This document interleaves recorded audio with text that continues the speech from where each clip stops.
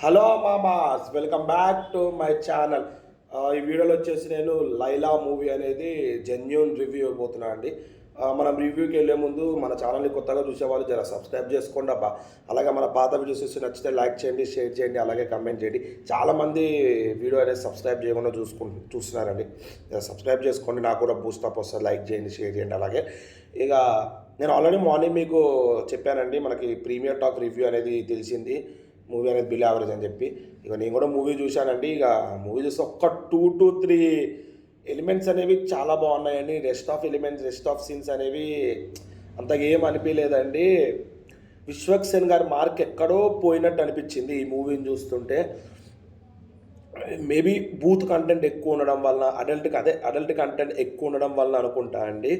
ఇక ప్రతి ఒక్క కామెడీ సీన్, కొన్ని కామెడీ సీన్స్ అనేవి బాగానే ఉన్నాయండి. మళ్ళీ తర్వాత ప్రతి ఒక్క కామెడీ సీను అడల్ట్ కంటెంట్ మీదే ఉంటుందండి. ఇన్లేమండి కొన్ని కామెడీ సీన్స్ థియేటర్ వరకు చూసి నవ్వగలుగుతాం, అంతేగాని ఒకవేళ అది సినిమా మన టీవీలో వచ్చిన ప్లస్ ఏదైనా ఓటీటీలో వచ్చిన నలుగురు ముందు చూద్దామన్న హెడ్సెట్స్ పెట్టుకుని చూడాలి, ప్లస్ ఆ స్క్రీన్ అనేది దాచుకొని చూడడమే అంత దరిద్రంగా ఉన్నాయండి. ఇక నాకు తెలియదండి ఈ మూవీ అనేది ఎందుకు తీసుకొచ్చి జనాలని ఏం మెసేజ్ ఇద్దాం అనుకుంటున్నారో నాకైతే అర్థం కాలేదండి. పెద్ద మెసేజ్ ఓరియంటెడ్ మూవీ కూడా ఏం కాదండి ఇది. విశ్వక్ సేన్ గారు అన్నారు ఇది బూత్ మూవీ కాదు, యూత్ మూవీ అని చెప్పి. ఏం యూత్ మూవీ ఏమో అండి ఇలాంటి. ఓకే, మనం చూడొచ్చండి, ఏజ్ కొంచెం పెద్దది, మరీ చిన్నపిల్లలు చూడాలి అనుకుంటే కష్టం అండి. నేను సజెస్ట్ చేసేది అంటే ఫ్యామిలీతో అస్సలు వెళ్ళకండి అండి ఈ మూవీని. ఫ్యామిలీతో వెళ్తే చాలా అడల్ట్ కంటెంట్ ఉందండి. మన డైలాగ్ కామెడీ కూడా మరీ దారుణంగా బూతుతోనే తీసుకొచ్చిందంటే అర్థం చేసుకోండి. ఆర్గానిక్గా కామెడీ పండిద్దామని ఎక్కడా లేదు. ఇక మెయిన్ స్టోరీ లైన్ ఒకటే ఉందండి, ఆ బ్యూటీ పార్లర్ కాపాడుకోవడం, దాని మీద రన్ అవుతుంది. ఓల్డ్ స్టోరీని జర ఏదో కొత్త లుక్గా మార్దామని చెప్పి ఒక లేడీ క్యారెక్టర్ని యాడ్ చేసి తీసుకొచ్చారు, అంతే అండి. ఇక మూవీ కూడా కొంచెం ల్యాగ్ ఉంది, ప్లస్ స్క్రీన్ ప్లే అనేది బాగుంది అని ప్రీమియర్ టాక్లో చెప్పారు. స్క్రీన్ ప్లే కూడా బిలో యావరేజ్ అండి, రైటింగ్ కూడా బిలో యావరేజే.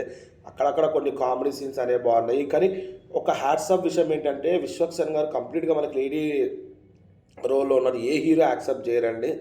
కంప్లీట్ అంటే యాక్సెప్ట్ చేస్తారు, కొన్ని చేయమంటే కొన్ని సీన్స్కి కంప్లీట్ రోల్గా యాక్సెప్ట్ చేస్తారంటే హ్యాట్సాప్ అండి. ప్లస్ బాడీ లాంగ్వేజ్ అనేది కొంచెం సైడ్ అయినా కానీ ఆ ఎక్స్ప్రెషన్తో మేనేజ్ చేసేసినారండి. దానికి ఒక హ్యాట్సాప్ అండి. చూసే విశ్వక్ సేన్ గారి గురించే మనకి కొత్త దండం కోసం చూడడం, అంతేగాని పెద్దగా మెసేజ్ ఓరియంటెడ్ మూవీ అయితే ఏం లేదండి. ఇక ఒకే లైన్ని తొందరగా కంప్లీట్ చేయకుండా దాని మీద సొల్లు అంతా యాడ్ చేసి మూవీకి ఉన్న మజా అనేది తీసేసినారండి. స్ట్రేట్ ఫార్వర్డ్గా మూవీ అయిపోద్ది, మధ్యలో ఏవేవో క్యారెక్టర్లు యాడ్ చేసి ఏవేవో సీన్స్ యాడ్ చేసి మళ్ళీ లాస్ట్కి ఏదైతే మనకు మూవీ స్టార్ట్ అయిందో దాన్ని ఓవరాల్గా 2 to 20 మూవీని ఫిల్ చేద్దామని చెప్పి ఇంత స్టోరీ అనేది రాసుకున్నారని ఈజీగా అర్థమైపోతుందండి మనకి. ఇక బీజిఎం వెనకాల మ్యూజిక్ బాగానే ఉందండి. సాంగ్స్ అయితే ఒకటో రెండో బాగున్నాయి అంతే. ఇక కొన్ని సాంగ్స్ అయితే ఎందుకు ఈ సిచ్యువేషన్కి అవసరం లేకపోయినా వస్తున్నాయి అనిపిస్తుంది. ఎంట్రీ సాంగ్స్ ఇవన్నీ మధ్యలో ఎందుకు ఈ సిచ్యువేషన్కి సంబంధం లేకుండా కొన్ని సాంగ్స్ అనేవి వస్తున్నాయి. మేబీ సాంగ్స్ అనేవి అడ్జస్ట్ చేయాలని చెప్పి అడ్జస్ట్ చేశారేమో, క్లియర్గా అర్థమైపోతుంది సాంగ్స్ అనేవి అడ్జస్ట్ చేశారు అని చెప్పి. చేయకపోయిన సిచ్యువేషన్లో ఇక లవ్ ట్రాక్ అనేది కొంచెం చిన్నగా పెట్టినారు, అది కూడా ఓకే అండి, బాగానే పండింది. హీరోయిన్ కూడా బాగానే యాక్ట్ చేసిందండి. ఇక క్యారెక్టరైజేషన్ అంటారా, చాలా వరకు డిసప్పాయింట్ అయిపోయిందండి. అక్కడక్కడ పృథ్వీ గారు కామెడీ ఓకే అనిపించింది. ఇక విశ్వక్ సేన్ గారి బాగానే అనిపించింది. విశ్వక్ సేన్ గారి యాక్టింగ్ కూడా. ఇక అడల్ట్ కంటెంట్ అంటారా, కంప్లీట్ అడల్ట్ కంటెంట్ అండి ఈ మూవీ అనేది. 50% చెస్ట్ బ్యాక్ గురించే డిస్కస్ చేస్తారు ఈ మూవీలో. కామెడీ కూడా దాని నుంచే పండించడము చాలా వరకు ఉంది. పిల్లలతో చూడొద్దు అని చెప్పి నేనైతే సజెస్ట్ చేస్తానండి. ఒకవేళ మీకు చూడాలనిపిస్తే వెళ్ళండి, సండే అయినా చూడండి.